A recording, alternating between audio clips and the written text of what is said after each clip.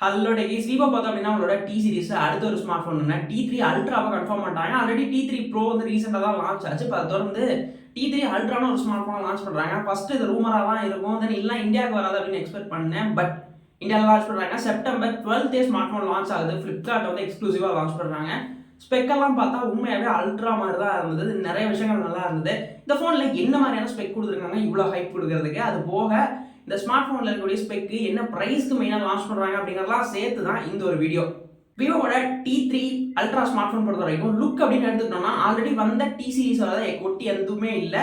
இவங்க V40 அந்த segment இருக்கு பார்த்தீங்கன்னா அதை ஒட்டி இருக்கக்கூடிய அந்த டிசைன் பேட்டர்னை ஃபாலோ பண்ணியிருக்காங்க. 3D கர்வ்ட் AMOLED டிஸ்பிளேஸ் ஆகட்டும் அண்ட் பேக்கில் இருக்கக்கூடிய அந்த கேமரா செக்மெண்ட் லுக்கை பார்த்தாலும் அப்படி எனக்கு அந்த V40 சீரிஸ் ரீசெண்டாக வந்து பார்த்தீங்கன்னா அதை பேஸ் பண்ணி இருக்கக்கூடிய அந்த லுக் பேட்டர்னை ஃபாலோ பண்ணியிருக்காங்க. அந்த லுக் சூப்பராகவே இருந்தது.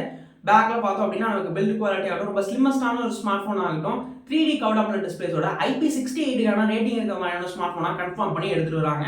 அப்படியே டிஸ்பிளே பக்கம் வந்தோம் அப்படின்னா டிஸ்பிளே தான் இங்கே வேற லெவல் ஹைலைட்னு சொல்லலாம். ஏன்னா 6.7 இன்ச் இருக்கக்கூடிய ஒரு full HD plus HDR10 support இருக்கக்கூடிய AMOLED screen and 3D curved AMOLED டிஸ்பிளேஸாக எடுத்துருக்காங்க. ஒரு செம்ம கிளாரிட்டியான டிஸ்பிளேவாக இருக்க போது. ஏன் அப்படின்னா 4500 பீக் பிரைட்னஸ் லெவலில் அந்த ஸ்க்ரீன் வந்து மெயின்டைன் பண்ணுது.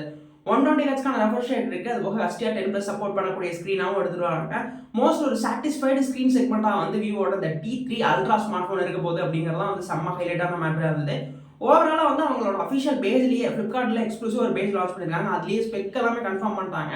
தென் டிஸ்பிளே ஸ்பெக் வந்து உண்மையாகவே கொஞ்சம் சர்ப்ரைஸ்லி இன்ட்ரெஸ்டிங்காக தான் இருந்தது. தென் அதோட இதோட கேமரா ஸ்பெக்குமே செம்ம தாறுமாறு தான். பேக்கில் வந்து 2 கேமராஸ் ஆக்சுவலாக பர்ஃபார்ம் பண்ணுது. அதில் பிரைமரி கேமரா அப்படின்னு பார்த்தோம்னா 50 மெகாபிக்சலுக்கான சென்சார். இந்த கேமரா வந்து சோனியோட சென்சார் யூஸ் பண்ணிருக்காங்க. சோனியோட IMX 921 சென்சார் வந்து இதில் பர்ஃபார்ம் பண்ணுது. மோஸ்ட்லி ரொம்ப ஸ்டெபிலிட்டியான வீடியோஸ் கிடைக்கும். ஓஎஸ்க்கான ஸ்டெபிலிட்டி இருக்குங்கிறதையும் மென்ஷன் பண்ணியிருக்காங்க. பொதுவாக V சீரிஸ் வந்து எனக்கு விவோவை பொறுத்த வரைக்கும் Vivo T ஆகட்டும் Y ஆகட்டும் எந்த சீரிஸுமே இந்த கேமராஸ் கொஞ்சம் டீசெண்டாக பண்ணுறாங்க அப்படிங்கிற நல்ல ஃபீல் இருக்கு. ஏன்னா கேமரா இனோவேஷன் மெயினாக அந்த ஸ்டெபிலிட்டிக்கான மேட்டர் அல்ட்ரா ஸ்டெபிலிட்டி இந்த மாதிரியான மேட்டர் வந்து அதில் சூப்பராக பண்ணுறாங்க. தென் இந்த ஸ்மார்ட் ஃபோன்லேயும் ரொம்ப ஸ்டெபிலிட்டியான வீடியோஸ் வந்து கண்டிப்பாக கேப்சர் பண்ணிக்க முடியும் நல்ல கலர்ஸோட. ஏன்னா அது போக பார்த்தோம் அப்படின்னா செகண்ட் ஒரு 8 மெகாபிக்சலுக்கான அல்ட்ரா வைட் வந்து பர்ஃபார்ம் பண்ணுது. ஓவராலாக கேமரா செக்மெண்ட் சாட்டிஸ்ஃபைடாக முடிஞ்சது அப்படின்னு கேட்டால் கிடையாது. செல்ஃபிஸையும் இங்கே வந்து தாறுமாறாக தான் பண்ணியிருக்காங்க. ஃப்ரண்ட்டில் கூடிய செல்ஃபின்னு வரும்போது ஒரு 50 மெகாபிக்சலுக்கான செல்ஃபி கேமரா இருக்கு. தென் இதுலேயுமே 4K 60 FPS மேக்ஸிமம் ரெசல்யூஷனில் வீடியோ எடுக்க முடியும் மோஸ்ட் ஸ்டெபிலிட்டியோட கூட அப்படிங்கிறதையும் கன்ஃபார்ம் பண்ணியிருக்காங்க. தென் 4K 60 FPS ஸ்டெபிலிட்டி யூஸ் பண்ண முடியும் அப்படிங்கிறதையும் கிளைம் பண்ணியிருக்காங்க. தென் இது ஒரு டாப் நாச்சான மேட்டராக இருந்தது. நான் செல்ஃபி கேமரா ரொம்ப போரிங்காக இருக்குங்க. இன்னுமே நிறைய ஃபோன்ஸில் 16 மெகாபிக்சல் இதெல்லாம் வந்து ரொம்ப போராக இருக்குது. 30 மெகாபிக்சல் சாட்டிஸ்ஃபைட். பட் 50 மெகாபிக்சல் அது 4K ரெசல்யூஷனில் உண்மையாக சொல்ல போனால் ஒரு கம்ப்ளீட்டாக கேமரா செக்மெண்ட்டுக்கான ஸ்மார்ட் ஃபோனாக வந்து இது ஃபீல் ஆச்சு. பட் சர்ப்ரைசஸ் இங்கேயோட இந்த ஸ்மார்ட் ஃபோனில் முடியல. அடுத்து இருக்கிறது இதோட பர்ஃபார்மன்ஸ் ஃபேக்ட் தான்.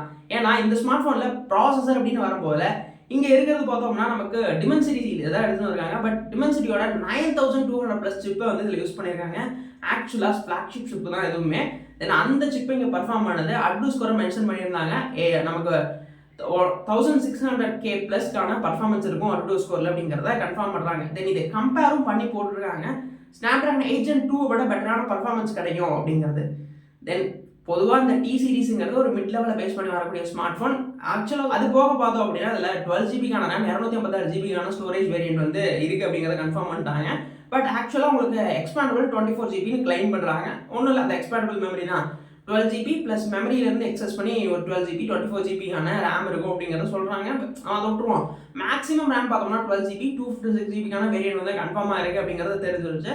தென் அதோட சேர்த்து இன்னொரு முக்கியமான விஷயம் அதோட பேட்டரி 5500 பேட்டரி கொடுத்து அதை சார்ஜ் பண்ணுறதுக்கு 80 வாட்ஸ்க்கான ஃபாஸ்ட் சார்ஜிங்கும் அதில் இருக்கும் அப்படிங்கிறதையும் ஓவராலாக கன்ஃபார்ம் பண்ண நியூஸ். இது எல்லாமே இப்போ சொன்ன ஸ்பெக் எல்லாமே கன்ஃபார்ம் நியூஸாக இருந்தது. ஃப்ளிப்கார்ட்டில் அஃபிஷியல் பேஜ்லையுமே கொடுத்துருந்த நியூஸாக தான் இருந்தது. ஓவராலாக அந்த ஸ்பெக்ஸ் எல்லாம் உண்மையாகவே அல்ட்ரா அப்படின்னு பேர் வச்சதுக்கு ஏற்ற மாதிரியான ஸ்பெசிஃபிகேஷனாக தான் எனக்கு வந்து ஃபீல் ஆச்சு. லுக் ஆகட்டும் ஸ்பெசிஃபிகேஷன் ஆகட்டும் எல்லாமே ரொம்ப சாட்டிஸ்ஃபைடான ஒரு ஸ்பெக்காக இருந்தது. தென் இந்த வருஷத்தில் நம்ம ரொம்ப சாட்டிஸ்ஃபைடாக பார்த்த ஒரு ஸ்மார்ட் ஃபோனாக விவோட இந்த T3 அல்ட்ரா வந்து எனக்கு இருக்குது அப்படின்னு தான் சொல்லணும். தென் ப்ரைஸ் பார்த்தோம் அப்படின்னா பேஸ் வேரியண்ட்டை பார்த்தோம் அப்படின்னா நமக்கு 128GB ஸ்டோரேஜ் வந்து 31,990 ரூபா, ஆக்சுவல் 32,000 ரூபா. தென் அதே மாதிரி பார்த்தோம்னா 12GB RAM 128GB வேரியண்ட் பார்த்தீங்கன்னா 34,000 ரூபாய்க்கு ப்ரைஸ் பண்ணுறாங்க. அதே மாதிரி பார்த்தோம்னா 12GB RAM 256GB வேரியண்ட் 36,000 ரூபாய்க்கு ப்ரைஸ் பண்ணுறாங்க.